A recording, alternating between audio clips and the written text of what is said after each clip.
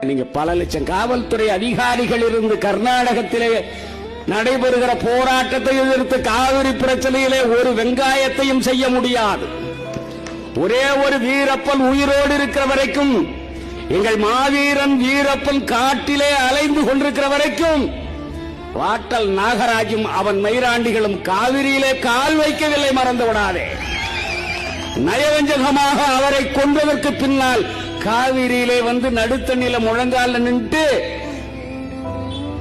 மனதேங்கிறான், காவிரி மனதேங்கிறான், காவிரி என்னதுங்கிறான். நீங்க போங்களா இந்த போலீஸ் எல்லாம், நாங்களும் வரவங்க கூட ஒண்ணும் செய்ய முடியாது.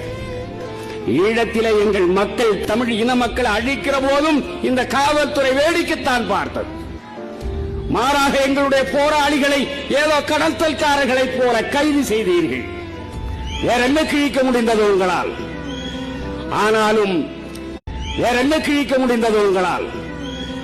ஆனாலும் தமிழனை நாய் என்று சொன்ன சிங்கள வாயை ஒரு சின்ன 10 வயது சிறுவனை பார்த்தால் கூட புலி வருகிறான் என்று சொல்ல வைத்தவன் எங்கள் மாவீரன் பிரபாகரன். மறந்து விடாதே. காலம் பூராவும் தன் அரசியல் வாழ்வில் 15 வயது தொடக்கம் இந்த மக்களுக்காக போராடுகிற ஒரே ஒரு தலைவன் எங்கள் தலைவர் வேல்முருகன். மறந்து விடாதே.